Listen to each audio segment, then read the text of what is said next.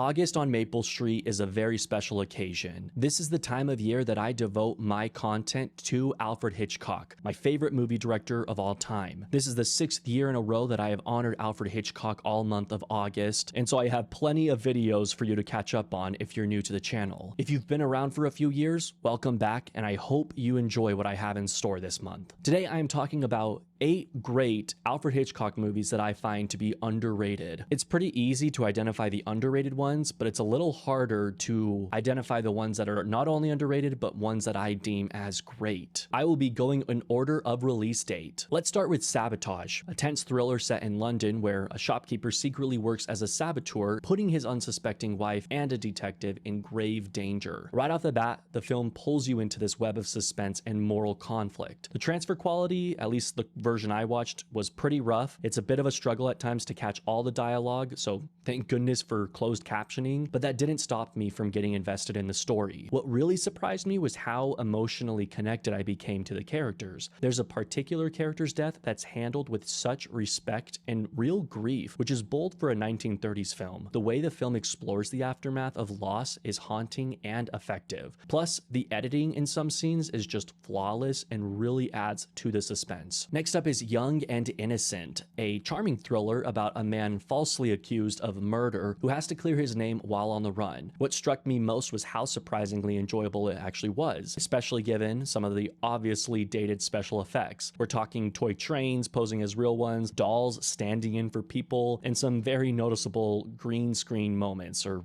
whatever it is they called it back then. But I don't consider this a flaw by any means. I actually found it quite endearing and a strength to my enjoyment. The story is textbook Hitchcock. I mean, the innocent man is wrongly accused, lots of narrow escapes and tension that builds to a satisfying climax. I actually think that's probably why this one is more underrated, because it mirrors so many other Hitchcock movies and just doesn't make its way to the spotlight as well, but it still deserves recognition. In fact, there's even a camera zoom near the end that reminded me of the famous one in Notorious. Next one could possibly be my most controversial great movie on this list, and that is Jamaica Inn. Set in Cornwall, it follows a young woman discovering that the inn she's staying at is a front for a gang of wreckers who deliberately cause shipwrecks to plunder the goods. The first time I watched it, I found it kind of cheesy and was frustrated by how hard it was to understand some of the dialogue. My Blu-ray doesn't have closed captioning included, which was annoying. But the standout for me was Charles Laughton. He's one of the most entertaining Hitchcock villains I've seen, part intimidating, part goofy, and pretty unpredictable too. Maureen O'Hara also shines here, especially considering this was early in her career. The story about ruthless pirate-like wreckers is genuinely engaging, and there are moments of dark humor mixed with tension. While the ending does feel a bit abrupt, and I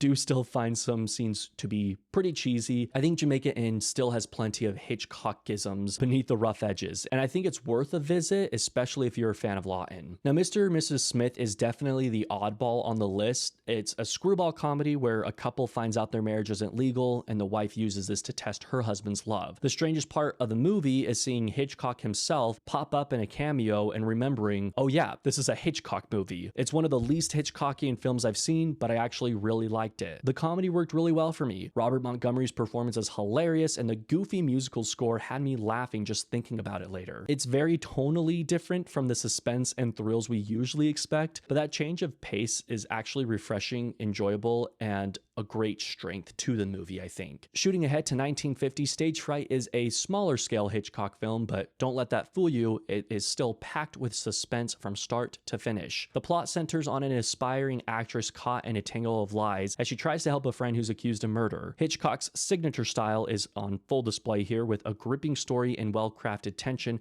that kept my heart racing throughout. I've only seen this one once, and it's definitely due for a rewatch, but the day I watched it was the day Pat Hitchcock passed away. And so seeing her, if even in a small role, added even more weight to the film for me. The Wrong Man is based on a true story about a musician wrongly accused of robbery, and it's an interesting detour for Hitchcock. He doesn't even make a cameo in this movie, rather he introduces the movie as his first biopic. The film feels more like a slow-burning courtroom drama or a Sidney Lumet picture than the usual Hitchcock thriller. It doesn't have much suspense, and the pacing is definitely on the slower side, but I never found myself particularly bored. It's a serious, somber movie, and while it's overshadowed by Hitchcock's bigger classics like Rear Window and Vertigo, I think it's still worth a watch for a different angle on his storytelling. If Jamaica Inn isn't my most controversial pick, it's gotta go to Torn Curtain. This is one I honestly like way more than most people seem to. It starts off with this amazing opening credit sequence that feels like the start of a Mission Impossible movie. You get little teasers on scenes that are to come, which got me immediately hooked and excited. The film does take a while to get going, but when it does, it delivers on classic Hitchcock suspense at its best. And even before the final 45 minutes or so, there are suspenseful moments sprinkled throughout. Most notable scenes for me are the bus ride, the slow murder that takes place, and the opera house finale. Paul Newman really grew on me after a rewatch of this movie, though Julie Andrews feels a bit out of place and their chemistry is lacking in my opinion. The film also surprisingly has a good sense of humor, especially in the recurring gag about the theater performer trying to get a sponsor. Overall, Torn Curtain has plenty of Hitchcock moments that deserve more credit. Finally, we come to Family Plot, Hitchcock's last film and one I actually prefer to his more famous 70s work, Frenzy. It tells the story of two couples, one involved in a kidnapping case, the other con artists, whose paths intersect in unexpected ways. Despite being made late in his career, Hitchcock's signature suspense and style are definitely alive and well here. I especially liked following George and Blanche's story, with Barbara Harris standing out for me. The last 30 minutes are fantastic, they're intense, fun, and fitting for Hitchcock's swan song, and I can't help but smile at his cameo about 40 minutes in. Sure, the ending might be a bit cheesy, but it felt like a perfect